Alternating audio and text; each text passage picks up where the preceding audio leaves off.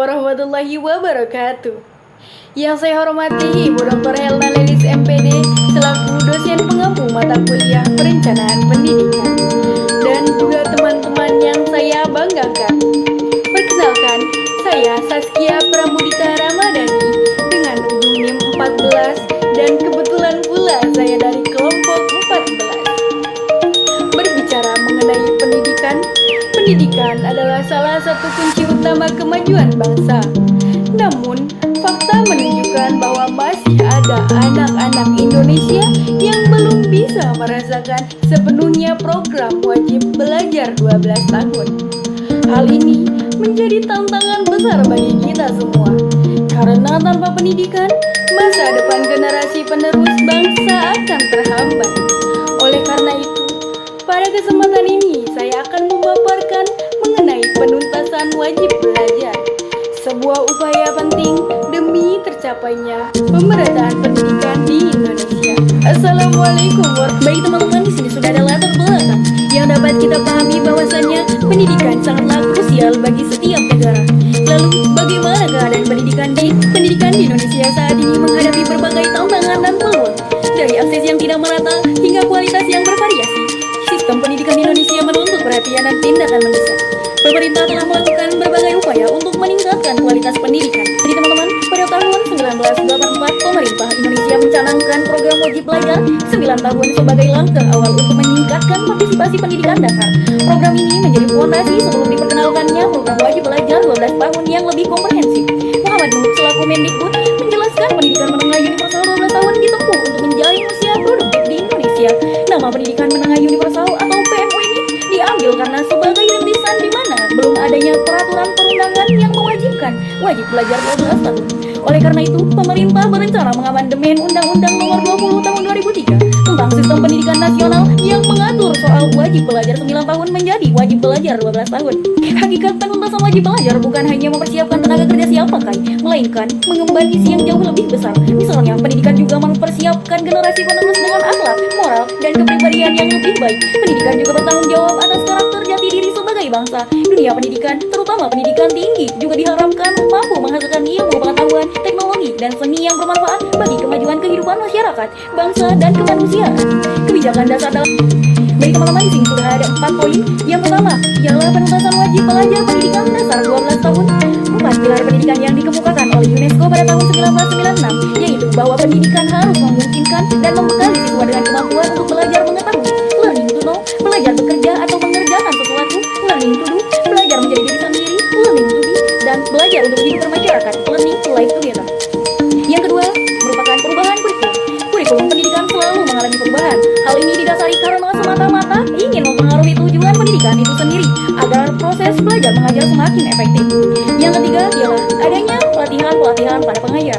Dan yang keempat ialah saat ini pemerintah tengah menggalakkan pelatihan terhadap pengajar yang ada di daerah agar semata-mata meningkatkan kualitas pengajar agar semakin baik. Pelatihan pengajaran ini juga menuntut agar lebih loyalitas terhadap profesinya sehingga dapat menjadikan anak didik semakin berkarakter. Beralih kepada kebijakan pendidikan berdasarkan Undang-Undang Republik Indonesia Nomor 20 Tahun 2003 tentang Sistem Pendidikan Nasional diarahkan untuk mencapai hal-hal dalam mengupayakan perluasan dan pemerataan kesempatan memperoleh pendidikan, meningkatkan kemampuan akademik dan profesional, serta meningkatkan jaminan kesejahteraan tenaga kependidikan, melakukan pembaharuan sistem pendidikan, memberdayakan lembaga pendidikan baik sekolah maupun luar sekolah, melakukan pembaharuan dan pemantapan sistem pendidikan, juga meningkatkan kualitas lembaga pendidikan yang diselenggarakan, mengembangkan kualitas sumber daya manusia sedini mungkin secara terarah, juga meningkatkan penguasaan, pengembangan, dan pemanfaatan ilmu.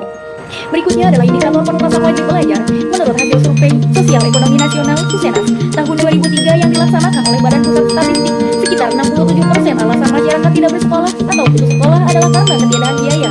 Kesulitan ini semakin berat dengan adanya krisis yang melanda Indonesia sejak tahun 1990. Data tahun 1998 sampai 1999 menunjukkan peningkatan anak putus sekolah pada jenjang pendidikan dasar. Misalnya, siswa yang potensial putus sekolah di jenjang SD sebesar 5,7% dari sebelumnya 2,6%, dan di jenjang SMP sebesar 11,5% dari sebelumnya 5,1%. Berikut yang dikemukakan Yahya tahun 2003. Meskipun data lama menunjukkan banyak kendala, kondisi terbaru memperlihatkan perkembangan yang cukup positif.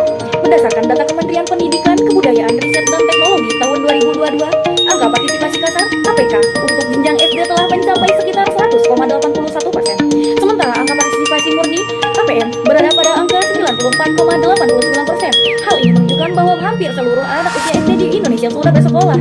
Bahkan terdapat kelebihan angka partisipasi karena adanya siswa di luar rentang usia sekolah yang masih terdaftar. Namun demikian, pada jenjang yang lebih tinggi masih terdapat kesenjangan. Misalnya di Kabupaten Bandung tahun 2023, APM untuk jenjang SD mencapai 99,70%, SMP sebesar 85%, dan SMA hanya 49,52%. Data dari BPS Kabupaten Bandung tahun 2023. Hal ini menunjukkan bahwa akses pendidikan menengah masih perlu ditingkatkan agar tujuan program wajib belajar 12 tahun dapat tercapai secara merata.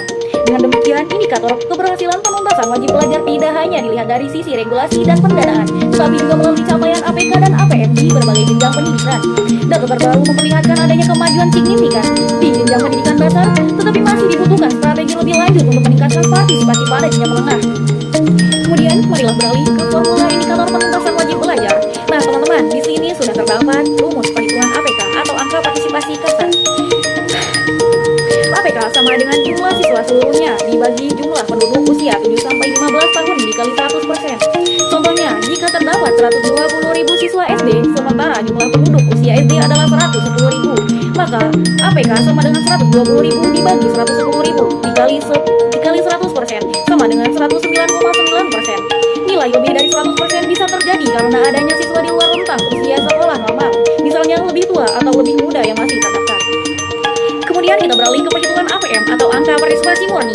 Bisa kita lihat bersama rumus dari APM ini ialah APM sama dengan jumlah siswa seluruhnya dibagi jumlah penduduk usia 7-15 tahun dikali 100%. Contohnya, jika terdapat 105.000 siswa SD sementara jumlah penduduk usia SD adalah 110.000, maka APM sama dengan 105.000 dibagi 110.000 dikali 100% sama dengan 95,45%. Perhitungannya terlihat sama tetapi memiliki perbedaan antara APK dan APM. Jika APK tidak mempertimbangkan usia ideal siswa untuk jenjang pendidikan tertentu, sehingga dapat mencakup siswa yang lebih muda atau lebih tua dari usia ideal. Sedangkan APM hanya mempertimbangkan siswa yang berusia ideal untuk jenjang pendidikan tertentu. Dengan demikian, indikator APK dan APM menjadi peran penting dalam menilai pencapaian wajib belajar di Indonesia. Namun, pada praktiknya capaian ini masih menghadapi tantangan sebagaimana dijelaskan dalam Bank Dunia tahun 2004. Indonesia pada saat itu masih belum mampu memenuhi program wajib belajar 9 tahun bagi semua anak, karena masih terdapat sekitar 20% anak usia sekolah menengah pertama yang belum bersekolah. Program BOS yang dimulai pada tahun 2005 kemudian berperan dalam percepatan pencapaian program wajib belajar. Oleh karena itu, mulai tahun 2009 pemerintah melakukan perubahan tujuan, pendekatan dan orientasi. Program BOS ke depan bukan hanya berperan untuk mempertahankan APK, tetapi juga berkontribusi pada peningkatan mutu pendidikan. Dengan kenaikan biaya satuan BOS yang signifikan, program ini menjadi pilar utama untuk mewujudkan pendidikan gratis di pendidikan dasar. Tak terasa pula kita telah sampai di penghujung presentasi.